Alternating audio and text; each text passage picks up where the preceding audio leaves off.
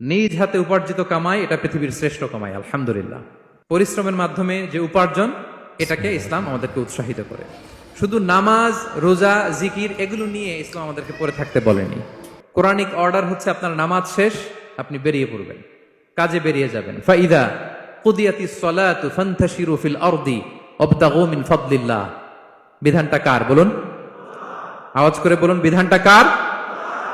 এটা Quranic verdict, কোরআনের বিধান। নামাজ শেষ, গোল হয়ে বসে জিকির করতে বলা নাই আল্লাহ। আল্লাহ বলেছে ফান্তাশিরু ফিল আরদ ওয়াবতাগু মিন ফাদলিল্লাহ, জমিনে ছড়িয়ে পড়ো, আল্লাহ রিজিক তালাশ করো। নামাজ শেষ, বেরিয়ে যাবেন। কৃষক চলে যাবে মাঠে,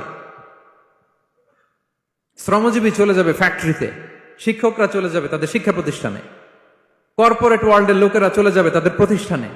ডেভেলপমেন্ট করতে হবে, সিভিলাইজেশন করতে হবে। নামাজের পরে গোল হয়ে বসে থাকা চলবে